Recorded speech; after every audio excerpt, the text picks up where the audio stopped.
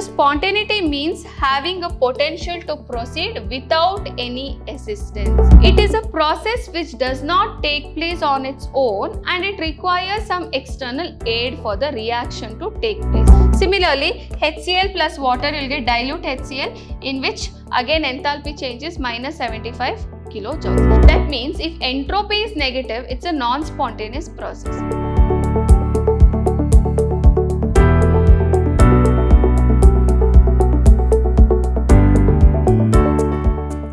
Hello my dear students, welcome back to session 7 on the chapter thermodynamics. Last class we studied about Hess's law of constant heat summation and also we solved some of the numericals, isn't it? Today we learn about the concept of entropy. To know what is entropy, first we will learn about a spontaneity of a system. Now what is spontaneity or what is spontaneous process? A spontaneous process is an irreversible process and may only be reversed if some external agency is there. What is it? Spontaneous process are irreversible process, but you can reverse that if there is some external agency, okay, or some external aid should be there for reversing a spontaneous process, okay. So spontaneity means having a potential to proceed without any assistance. So for example, if I take the flowing of water from a higher level to lower level, it happens spontaneously, isn't it? Do you require an external aid for that? Not required. Similarly, if I take gas expanding to fill the volume. Now, if there is vacuum, you are supplying some gas or you're putting some gas into that particular container in which vacuum was there. Okay. Now, what will happen there? The gas will expand automatically. It will just go and occupy whatever space is available for that, isn't it? So, does it require an external aid for that? Not required. Similarly, if you take flow of heat from a body at higher temperature to the body at lower temperature. Now, for example, a metal piece is there. From one end, you are heating it up. Okay. So, the heat will pass from the place where it is heated up to the colder region or the region where there is no heat which is supplied at all, isn't it? The movement of heat takes place from hotter region to the colder part of the metal on its own. It doesn't require any external aid as such. So such reactions are all spontaneous reaction. Now if we take a metal, sodium metal for example, you take and you have to put it in water. It starts moving with a hissing noise and it liberates hydrogen gas from that, correct? So similarly, if you take zinc metal and add to dilute sulfuric acid, what will happen? You will get hydrogen gas and zinc sulfate is formed. You take NaOH and mix with HCl, you have to just mix, you are going to get NaCl and water. So such reactions in which there is no requirement of any external aid, it can happen without any assistance, then we call such reactions as spontaneous reactions, okay? Next we have, what is the meaning of non-spontaneous process? It is a process which does not take place on its own and it requires some external aid for the reaction to take place. So what is it? It is a process which does not take place on its own under given condition. It requires external aid to take place. For example, water is there in the well. Will the water come out of the well on its own? No. If you want the water from the well, you will require a pot which you have to tie it to the rope and you will have to dip it into the water in the well and then you will have to draw it out, or you will require a pump to which using electricity you can pull out or you can draw water which is there in the well. So external aid is required to bring out that water what is there present in the well. It is not a spontaneous process for the water in the well to come out on its own, isn't it?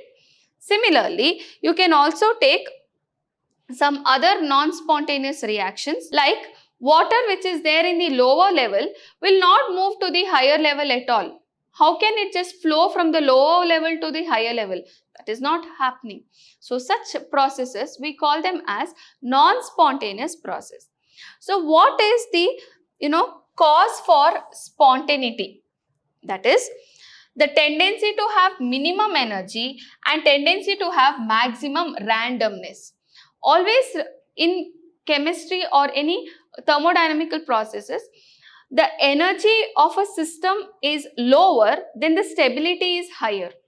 Even in chemical reaction, if the heat energy is lost in a chemical reaction, that means the product which is formed is more stable there. Okay, so to have minimum energy is one of the cause for spontaneity, and also to have maximum randomness. Now what is this randomness? To understand that, we should understand what is entropy. Okay, so entropy means it is a measure of randomness or a disorderness in a system. Okay, now if I take solids, all the particles are very orderly, arranged. I can take, they are very, very orderly arranged particles in solids, correct? But if you take liquids, the particles are not orderly arranged, but they are intermediate between the solid and the gases. Whereas gases you take, they are very, very free to move, isn't it? So in solids, the randomness is the least, okay, but in gases, the randomness is the highest, and liquids, it's intermediate between the solids and the gases. So randomness means disorderness, how freely the particles are moving. Okay, that is the entropy or the randomness of a system. Okay, so the measure of randomness or a disorderness of a system is called as entropy, and it is denoted with the letter S. Okay, entropy increases with the increase in randomness. So randomness is increasing, the entropy also will increase. Now for example, they have given the melting of ice. If I take the ice which is there in the solid state, where all the molecules of water are arranged in an orderly manner in ice, but when it starts melting, it becomes liquid, and now the molecules of water are free to move. So randomness is increased, so entropy is increasing. So this is one example. Next is diffusion of a gas or expansion of a gas. So if you take, for example, you have taken a container, okay, and you fitted with a piston here, and you have gas particles here. Okay, now first you would have compressed it, and the volume is very less. So in very small volume, you have all the gases very close to one another.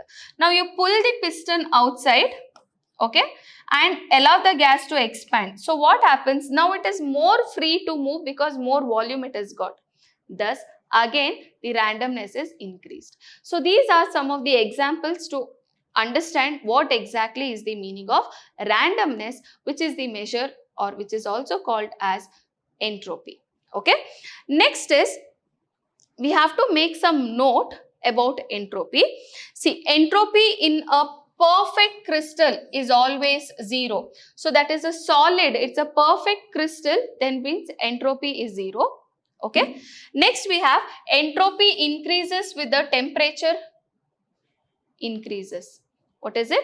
Entropy increases when temperature is increasing. So when temperature is increasing, the randomness increases, and thus entropy will increase. Next, entropy increases with in the order solid, liquid and gases. As I had explained, in solid the randomness is least, in the gas it is highest. Entropy of a system is a state function. That means it is dependent on the initial state and the final state. What is the process with which it has changed the state is not very important. So we can calculate the entropy as entropy of the final state minus the entropy of the initial state. Okay, so these are some of the things which you need to remember about entropy. Next is also we are going to relate the temperature, heat change and entropy. Now what is happening there?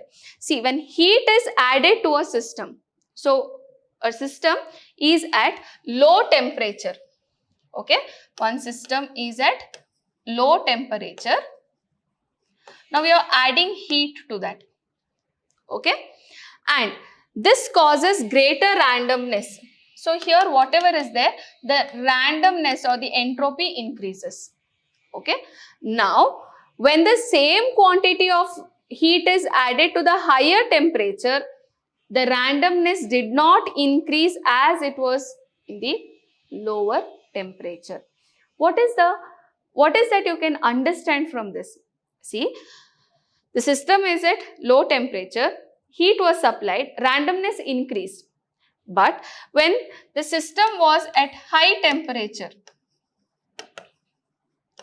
same amount of heat when it is added, the entropy increased but not up to this extent. Here the entropy increased quite a lot.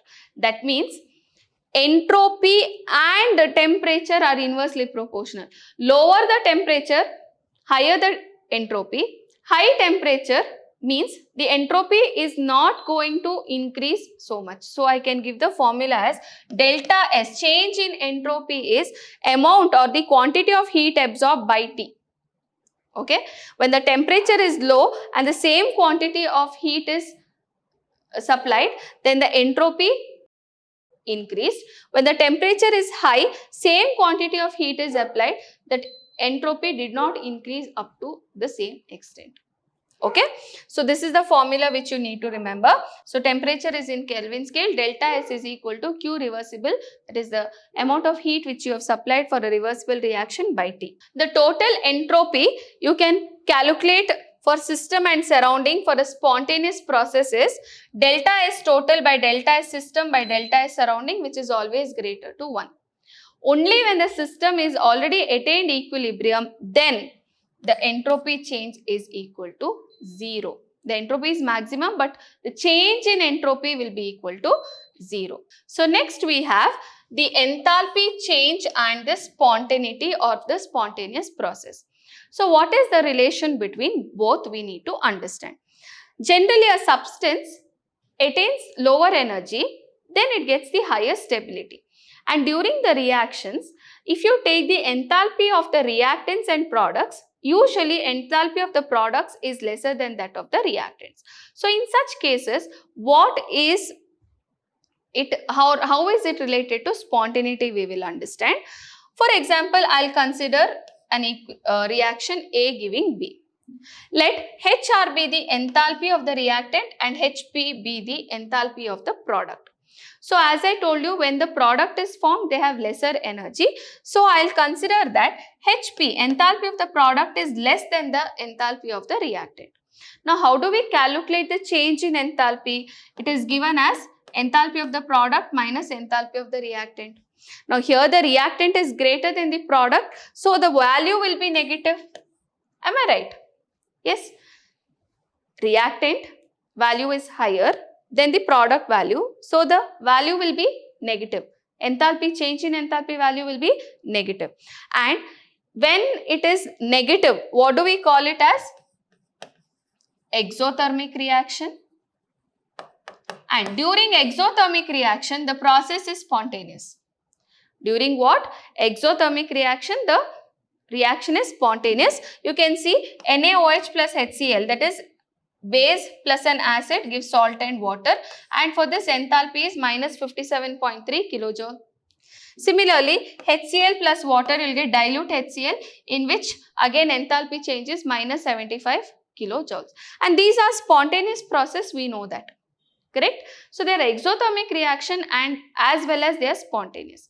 Now if I take endothermic reaction, in endothermic reaction what is happening? HP is greater than HR. So H will be equal to, what is it? HP minus HR, which will be a positive value. Why? Because P is greater than R, it is a positive value, and we call such reaction as exothermic reaction. And here, example, if you take ammonium chloride plus water, ammonium chloride will dissolve, but it is an endothermic reaction. Similarly, melting of ice also is endothermic reaction. But don't you think it is spontaneous? You take ice and keep it out at normal room temperature, it will start melting. It is a spontaneous process, but it is also an endothermic reaction. So, what we can understand is the energy or the enthalpy factor alone cannot predict the spontaneity of the reaction. Whether it is endothermic or whether it is exothermic reaction, the process may be spontaneous or non-spontaneous. You just cannot understand spontaneity or relate spontaneity only with enthalpy. So there is one more factor which you have to take into consideration. We'll see whether that factor alone can, talk about the the spontaneity, that is entropy. So entropy and spontaneity, are these two related? We'll understand. Okay. Consider a melting of ice at room temperature or dissolution of sodium chloride crystal in water. These are spontaneous process. Melting of ice, solid to liquid. Dissolution of sodium chloride in water. Again, solid to liquid state, the sodium and chloride has gone. Correct? Here, these are spontaneous process which is accompanied by increasing in the disorderness. Or here what happened? Entropy has increased from the solid state to the liquid state, it has gone. So the randomness has increased. So I can tell that, for example, A is giving B, okay. S1 is the initial entropy, S2 is the final entropy, and if S2 is greater than S1, then change in enthalpy is S2 minus S1, which is a positive quantity, okay. And thus the process is spontaneous. So what they are trying to tell is, if entropy is positive, then it is a spontaneous reaction or a spontaneous process. Now what if entropy is negative? We'll see. If S2 is less than S1, then S is S2 minus S1 and this is a negative quantity. That means if entropy is negative, it's a non-spontaneous process. But we'll take this case in which ammonia is reacting with HCl gas, correct? Ammonia gas, HCl gas is reacting to form ammonium chloride, which is a solid. Here entropy is decreasing. See, gas is getting converted to a solid, but still this is a spontaneous process. What am I trying to tell is how enthalpy alone cannot predict the spontaneity. Entropy alone cannot predict the spontaneity of a reaction.